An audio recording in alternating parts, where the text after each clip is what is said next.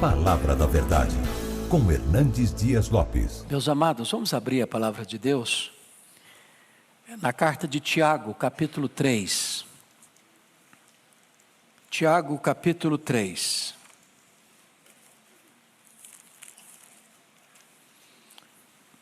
Faremos a leitura do verso 1 ao verso 12. E peço a gentileza de, após a leitura do texto, permanecer com a sua Bíblia aberta nesta passagem. Meus irmãos, não vos torneis muitos de vós mestres, sabendo que havemos de receber maior juízo.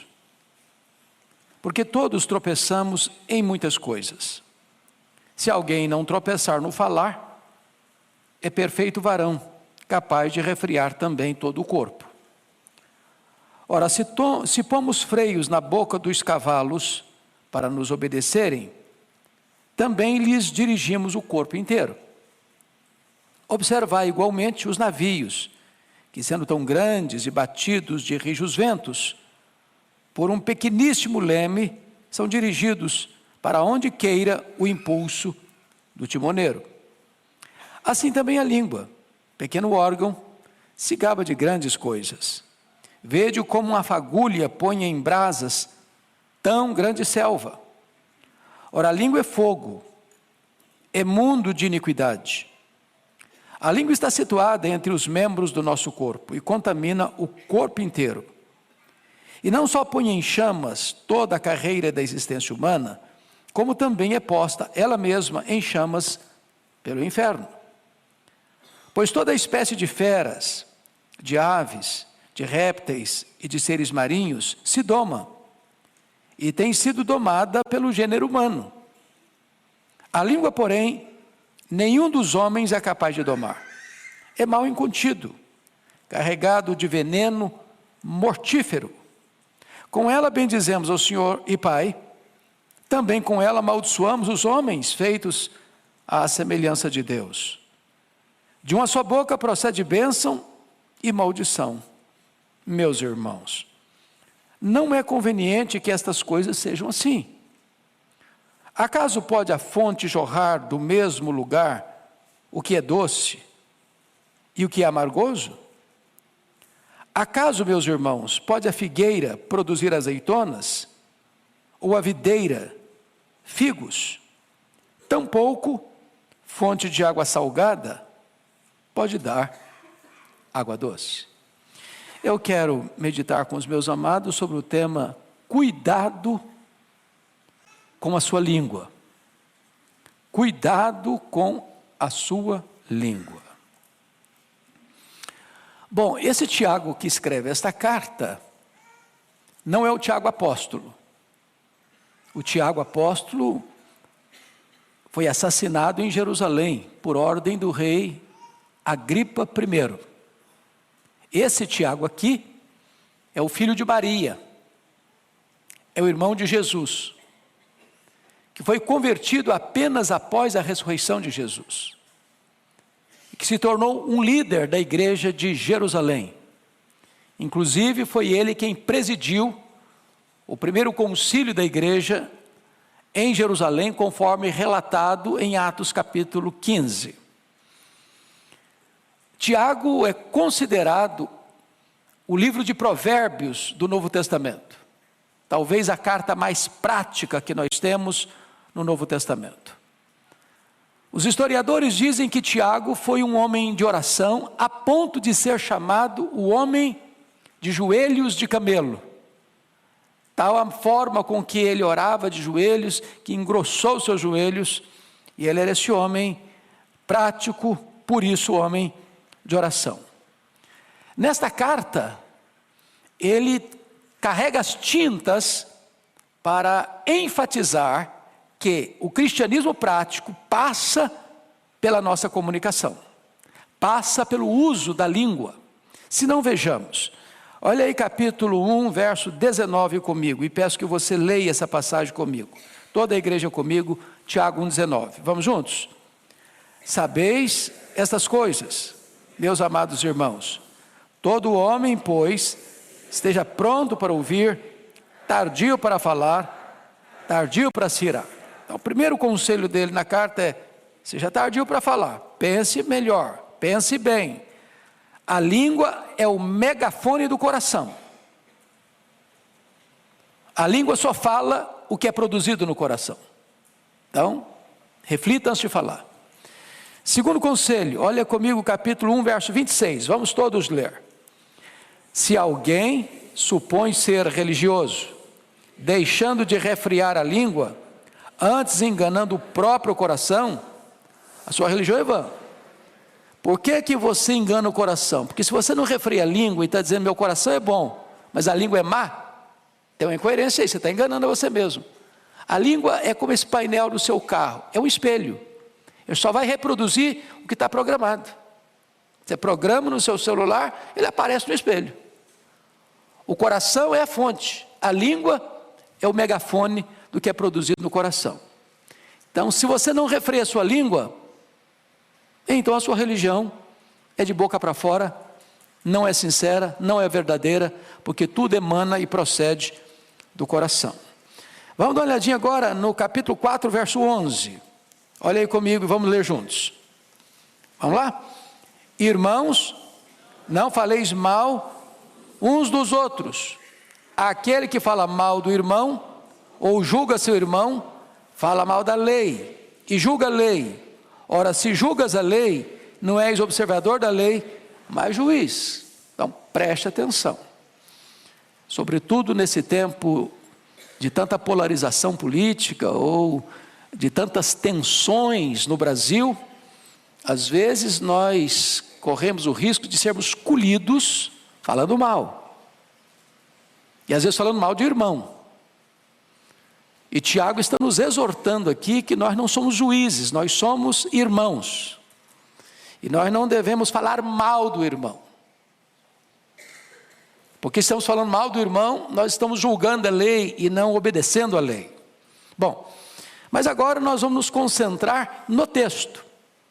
Porque não há nenhum texto da Bíblia tão exaustivo e tão lúcido e tão claro e tão detalhado sobre o problema da língua como Tiago capítulo 3. Aliás, antes propriamente de entrar nele, me permita mais dois textos da Bíblia que me impressionam muito. O primeiro deles é Provérbios 18, 21, quando diz que a morte e a vida estão no poder da língua. Quem bem utiliza, comerá do seu fruto. Ou seja, você pode dar vida, você pode matar um relacionamento, dependendo da maneira como você se comunica.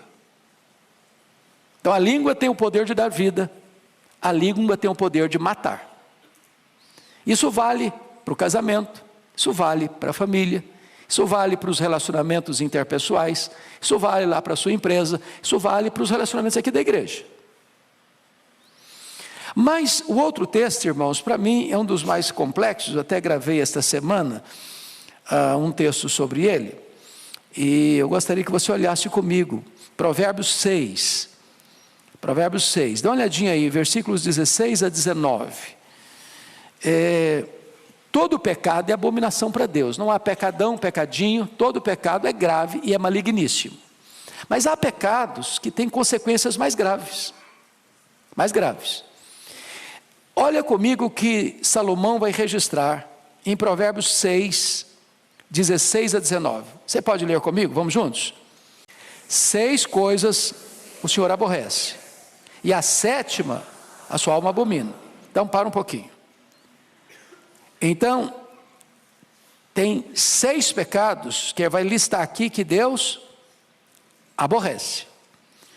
Ele vai citar um pecado dentre esses 6, que é o 7º, ou dentre esses 6 não, além desses 6, que é o 7º, que aí há uma força maior na expressão. A alma de Deus abomina. Então vamos aos 6 que Deus aborrece. Primeiro, olhos altivos, orgulho, Deus aborrece orgulho.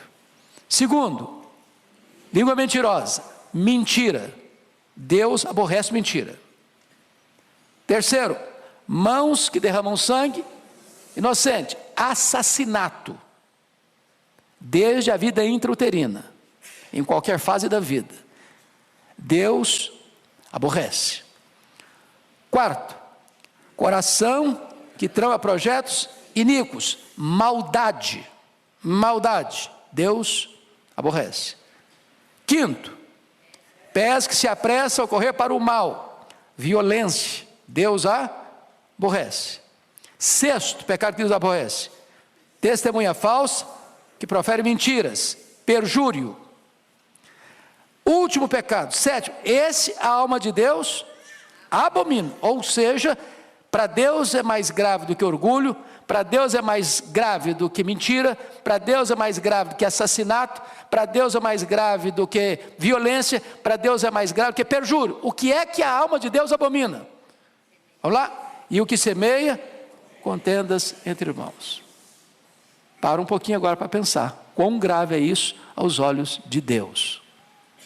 É por isso que Tiago diz que se você não refreia a sua língua, enganando o seu coração, a sua religião é vã. Então, dito isto, vamos agora para Tiago 3, que é o texto em pauta.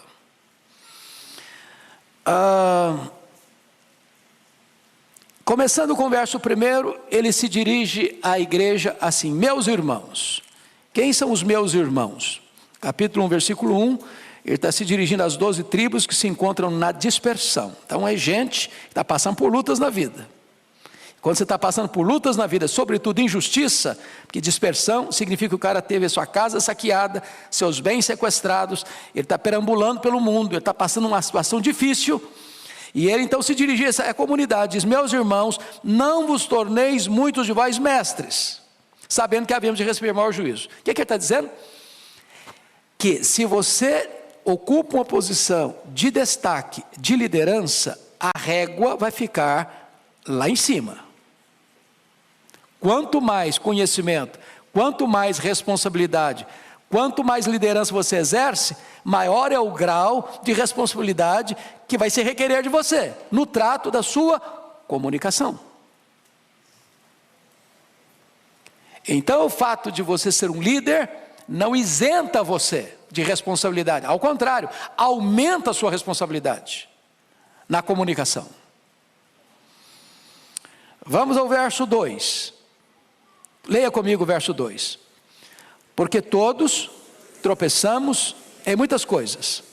Se alguém não tropeça no falar, é perfeito varão, capaz de refrear também todo o corpo. Primeiro, Tiago está admitindo aqui que não tem ninguém que sobra, que fica como exceção no critério de não pecar, de não tropeçar. Ele diz todos. Então, o líder e o liderado, o maduro na fé e o neófito, todos tropeçamos. E ele diz em algumas coisas? Não, todos tropeçamos em muitas coisas. Então baixa a bola, porque nós não estamos aí com esse performance todo, não. Todos tropeçamos em muitas coisas. Ele está usando o todo para certamente enfatizar um aspecto específico. O maior obstáculo onde mais tropeçamos na vida é na nossa língua. Ela é tão comprida que ela serve de laço para os nossos pés. E agora, depois que ele trata disso, é como se ele mostrasse para nós duas figuras. Alguém já disse e eu concordo. A língua ou a palavra falada é como uma flecha que você lança. Depois que você a lançou, você não a recolhe mais. Falou, não dá para engolir mais essa palavra que você falou.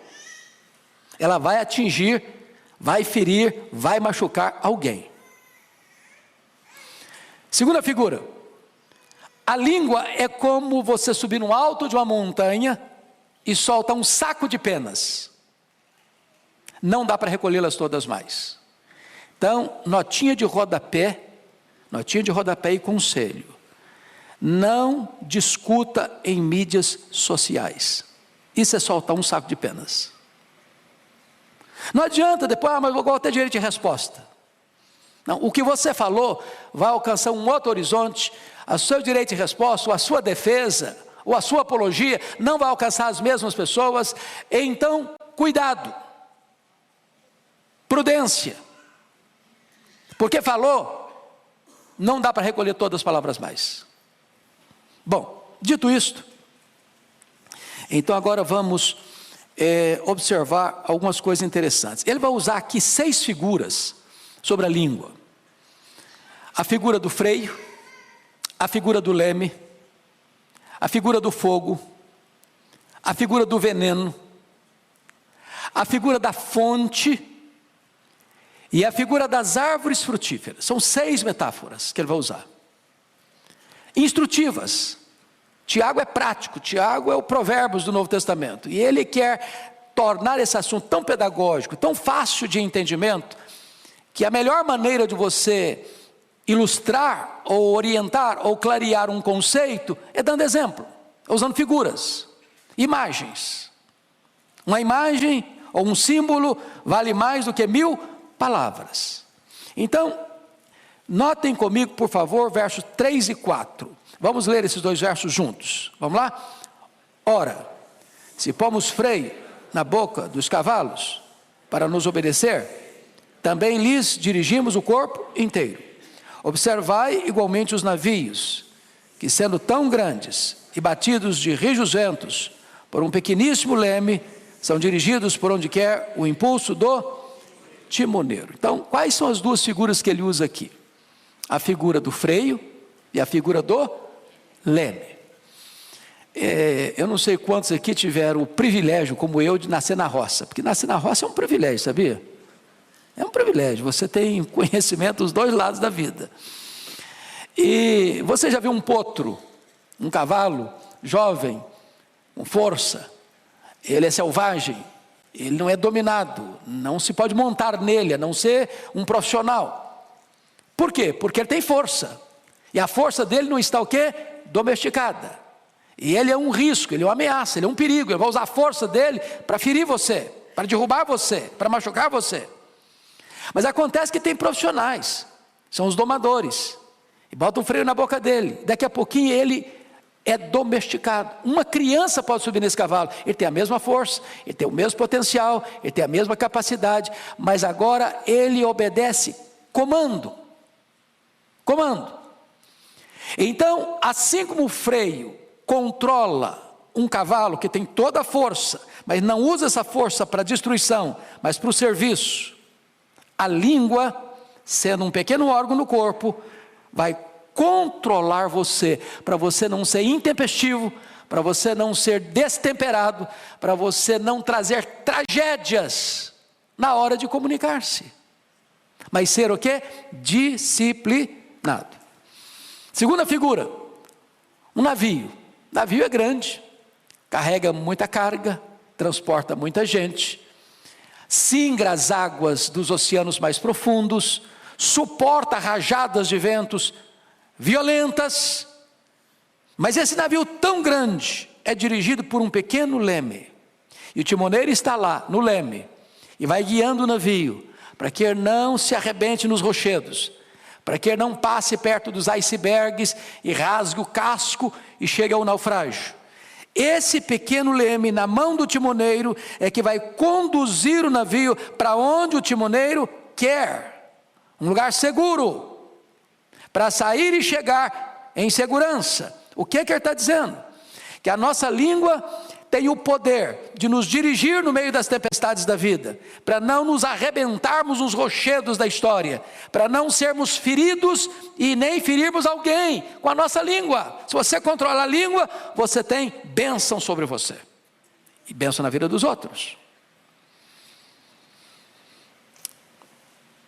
Deixa eu ilustrar como a fala pode ser abençoadora. Acho que todos vocês já leram e conhecem a história do pastor batista Martin Luther King, pastor batista, em Montgomery, no estado do Alabama. Ele se levanta em 1960 para combater de forma pacífica o problema da segregação racial nos Estados Unidos. E vocês se lembram do famoso discurso dele, I have a dream, eu tenho um sonho, proferido no Memorial de Lincoln, em 1963, onde ele diz que o sonho dele é que um dia os seus filhos fossem julgados pelo seu caráter e não pela cor da sua pele. Isso leva então os Estados Unidos, no ano seguinte, 1964, a sancionar a lei, acabando com a questão da segregação racial, e nesse mesmo ano ele recebe o título de Prêmio Nobel da Paz. Ele vem a ser assassinado no dia 4 de abril de 1968, em Memphis, no Tennessee, mas a causa pela qual ele se levantou e usou a sua língua para comunicar essa mensagem, trouxe uma grande vitória para o povo da América. Você pode usar a sua língua para transformar o local, para mudar o ambiente, para abençoar a nação, como você pode usar a sua língua também para semear contendas e guerras e tragédias, e a história está eivada de exemplos dessas tragédias.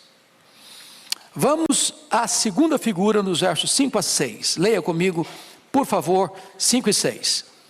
Assim também a língua, pequeno órgão, se gaba de grandes coisas. Vede como uma fagulha põe em brasas tão grande selva. Ora, a língua é fogo, é mundo de iniquidade. A língua está situada entre os membros do nosso corpo e contamina o corpo inteiro. E não só põe em chamas toda a carreira da existência humana, como também é posta ela mesma em chamas pelo inferno. Então agora ele está usando duas figuras. Ele está usando a figura do fogo. E lá no versículo 8 é que vai usar a figura do veneno. Eu não vou explorar aqui por enquanto. Mas vamos pensar aqui nessa figura do verso 5. Vede como uma fagulha põe em brasas tão grande selva. Vocês certamente estão acompanhando e acompanharam, graças a Deus as chuvas estão chegando, mas nós vivemos meses agora, um mês e pouco, uma das maiores tragédias do Brasil, um incêndio criminoso que atinge o Brasil de norte a sul, de leste a oeste. E vocês acompanharam que muitas pessoas fizeram isso propositadamente, acendendo um isqueiro, ou jogando uma guimba de cigarro, queimando pastagens, matando gado, queimando lavouras, destruindo florestas, apenas um risco de um palito de fósforo que você sopra e apaga, ou um isqueiro que você acende para acender um cigarro, acender um fogo num fogareiro, pode gerar um incêndio de proporções terríveis, devastadoras, causando morte, destruição, prejuízo. Talvez nós pudéssemos usar um segundo exemplo, que vocês também devem ter informação.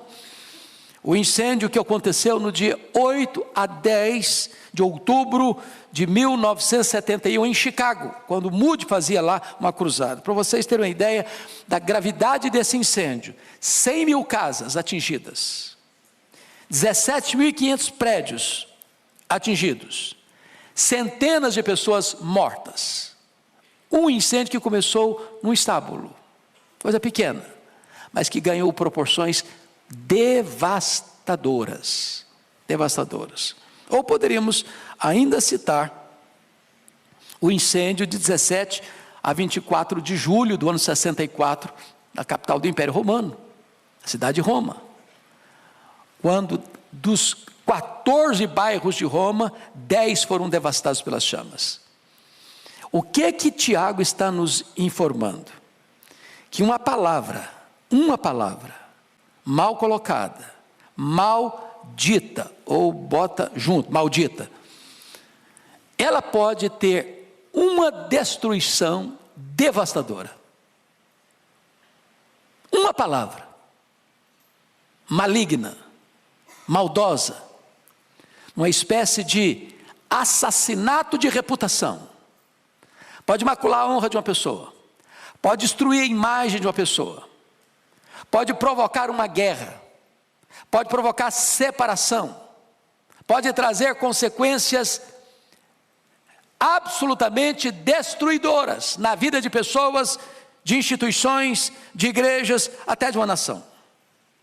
Então, é necessário ter esta percepção. Versículo 6, veja comigo o que Tiago vai dizer. Além da língua ser uma fagulha de fogo, ele vai dizer que a língua contamina e destrói. Versículo 6, ora, a língua é fogo. Preste atenção, ele não diz que a língua é como fogo. Agora ele não está ilustrando, agora está fazendo uma afirmação. A língua é fogo. Fogo queima, fogo dói, fogo destrói, fogo mata. A língua é fogo. Mas ela não é apenas fogo, ela é o quê? Mundo de iniquidade. Ela contamina o corpo inteiro. A língua está situada entre os membros do nosso corpo e contamina o corpo inteiro. O veneno que está na língua vaza, espreme, esguicha para o corpo inteiro. Alguém já disse que a fera mais peçonhenta do mundo está escondida atrás da toca dos dentes. Pensa numa cobra venenosa. A língua é mais venenosa. Pensa num fogaréu. A língua é um fogo mais perigoso ainda. Agora veja você a afirmação: e não só põe em chamas a carreira da existência humana. Você já pensou que é isso? Ele está dizendo, a língua mata. Quantos assassinatos, irmãos, surgiram na história? Quantas guerras, levando milhares de pessoas à morte, foram produzidas pela língua, pela mentira, pelo perjúrio, pela falsa acusação, pela maledicência, pela fofoca. Ela põe fim à existência da carreira humana, ou seja, ela mata, ela destrói. Agora o que vai acontecer com ela? Versículo 6, como também é posta ela mesma em chamas pelo inferno, ou seja, ela condena ao inferno a própria pessoa que fala. A pessoa que fala é um instrumento do inimigo, e ela arrasta a própria pessoa para a destruição do inferno. Então, ela contamina e destrói. Então, ela é fogo, é uma fagulha pequena que incendeia uma selva, ela contamina e destrói. Terceiro lugar, a língua é indomável. Vamos ao verso 7 e 8, leia comigo por favor. Pois toda espécie de feras, de aves, de répteis, de seres marinhos, se doma, tem sido domada pelo gênero humano. A língua, porém, nenhum dos homens é capaz de domar. É mal incontido, carregado de veneno mortífero. Vamos pegar só até impossível de domar. Então, ele está usando aqui uma possibilidade, um fato, uma realidade. Deus criou o homem, colocou o homem no jardim, deu ao homem a capacidade de dar nome aos animais e mais, de dominar sobre as aves dos céus, sobre os animais da terra e sobre os peixes do mar. Ou seja, o homem recebe o poder de Deus para domesticar e dominar os animais voláteis, os animais terrestres e os animais aquáticos. O homem tem esse poder e de fato o homem tem exercido esse papel. Ele doma mesmo as aves dos céus, os animais da terra e os peixes do mar. O homem tem essa habilidade, essa gestão, esse governo concedido pelo próprio Deus. Agora, depois de fazer essa declaração tão ampla, ele diz assim: a língua, porém, nenhum dos homens é capaz de domar. Quantos homens não conseguem domar a língua? Quantos? Nenhum. Então, baixa a bola de novo. Nenhuma pessoa nesse auditório, nem nas milhares de pessoas que estão nos assistindo, pode cruzar os braços. Isso aí não tem nada a ver comigo. Eu sou um perfeito varão que nunca tropecei na minha língua. Quem de nós ousa dizer que nunca errou?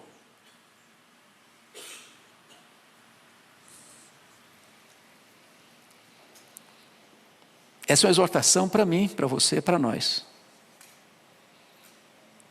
Indomável. Indomável.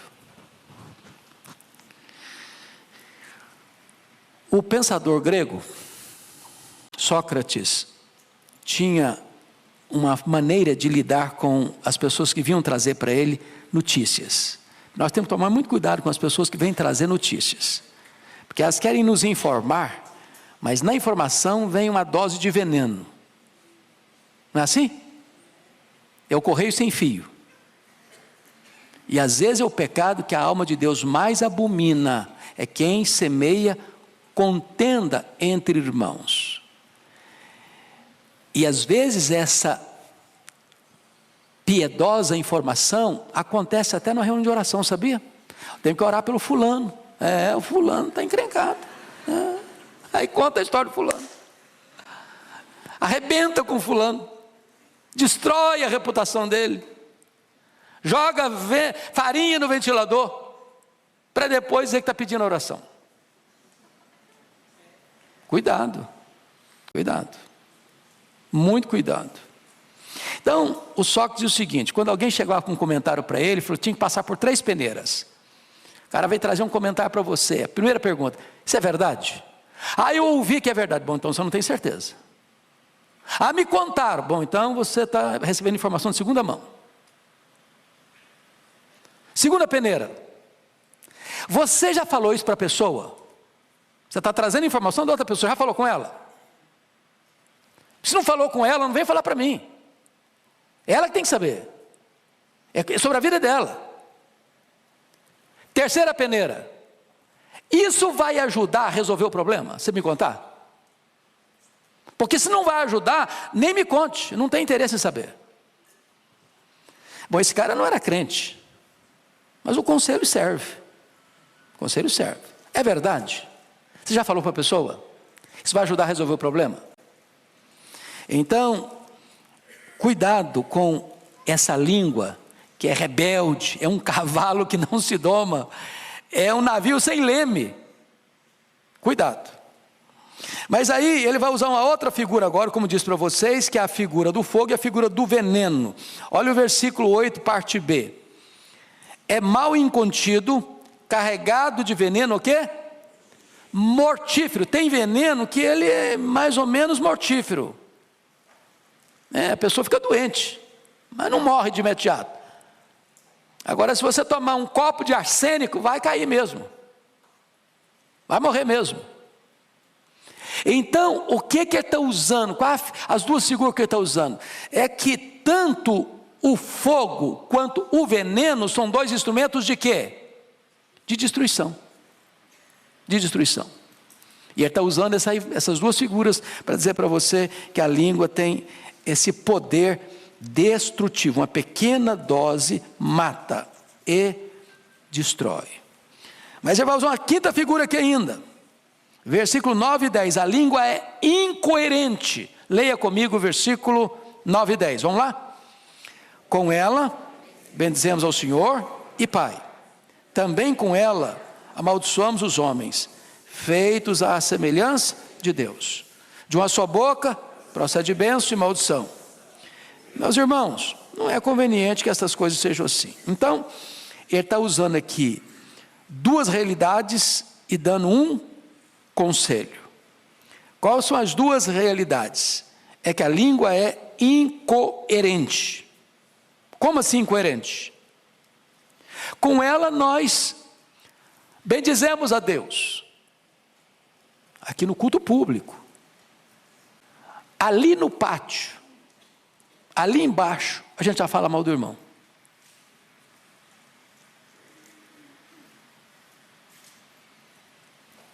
Como assim? A mesma língua?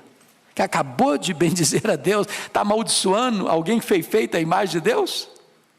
Olha a incoerência. Existe uma mesma língua, procede bênção e maldição. Eu abençoo e eu amaldiçoo, com a mesma língua. Incoerente, inconsistência. Agora, isso é a realidade, mas não é o conveniente. Ele exorta. E qual é a exortação dele? Meus irmãos, ele está fazendo um apelo para os irmãos. Veja que ele não está falando para os ímpios, ele não está falando para os pagãos. Ele não está falando para a gente não convertida. Ele está falando para a gente que nasceu de novo. Meus irmãos, isso não é conveniente. Não é porque as coisas acontecem que você agora, não, mas é isso mesmo, nós somos todo mundo fraco mesmo, nós somos tudo pecador mesmo, então deixa eu soltar a língua, deixa eu soltar mesmo o verbo, deixa eu falar o que eu quiser falar, e ninguém tem nada a ver com isso. Tem sim. Tem sim. Aquele que não refreia a sua língua, enganando o próprio coração, a sua religião é o quê? Vã. Bom, dito isto, vamos encerrar com o último ponto que ele menciona para nós. Se a língua tem o poder de dirigir, como o freio do cavalo e o leme do navio, se a língua tem o poder de destruir, como o fogo e o veneno, em terceiro lugar, a língua tem o poder de deleitar, como uma fonte e como uma árvore frutífera. Essa é a linguagem dele dos versos 11 e 12. Leia comigo, toda a igreja. Acaso pode a fonte jorrar do mesmo lugar o que é doce e o que é amargo? Acaso, meus irmãos, pode a figueira produzir azeitonas, ou a videira figos? Tampouco fonte de água salgada poderá água doce. Ele está, de certa forma, só mudando as figuras para mostrar novamente a incoerência da língua. Perceberam? Ele está usando uma outra imagem agora. Outra imagem. Agora não é bem dizer e falar mal do irmão, nem abençoar e maldizer.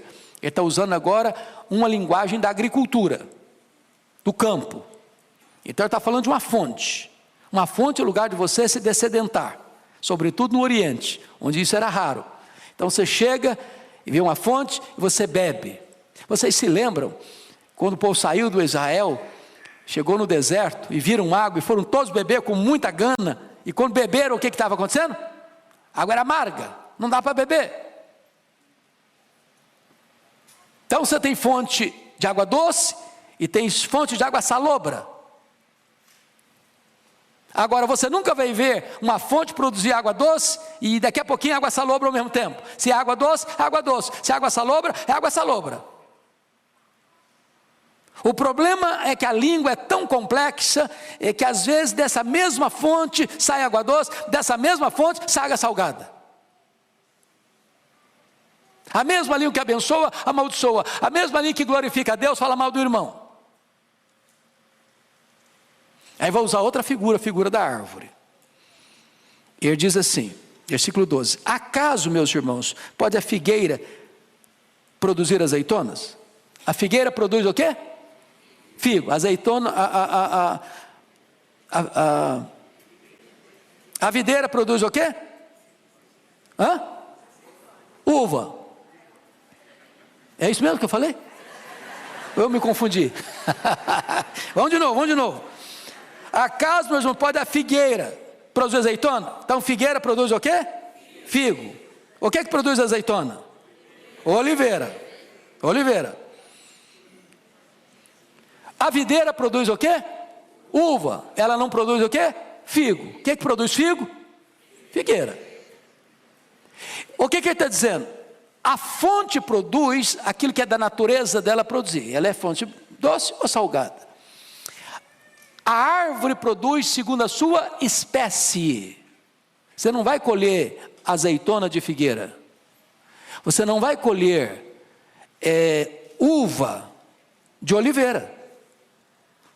Então, se cada árvore produz o seu fruto de acordo com a sua espécie, o que nós fomos? Regenerados.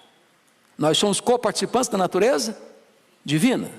Nós temos agora um novo coração, uma nova mente, uma nova vida, pertencemos a uma nova família, uma nova pátria, somos o povo de Deus. E aí ele está concluindo dizendo o seguinte: assim como é incoerente com a mesma boca você exaltar a Deus e falar mal do irmão, com a mesma boca você abençoar e amaldiçoar, assim como é incoerente, ele diz, uma figueira produzir azeitona e uma videira produzir figo, porque foge à natureza da árvore, também ele diz assim, tampouco fonte de água salgada pode dar água doce. Ele encerra não favorecendo a ideia de que vamos continuar sendo incoerentes. Ele encerra dizendo, não é conveniente, gente, não é conveniente. Então, que Deus tenha misericórdia de nós, né? Que Deus tenha misericórdia de nós. Talvez nós pudéssemos dizer como Davi, que as palavras dos meus lábios, o meditar do meu coração, sejam agradáveis na tua presença.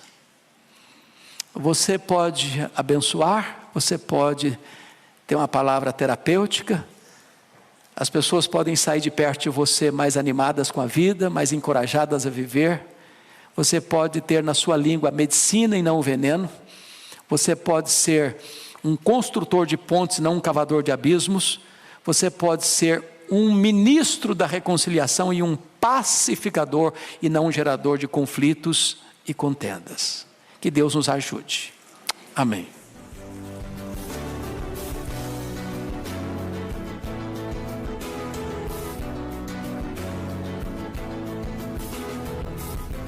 Palavra da Verdade, com Hernandes Dias Lopes.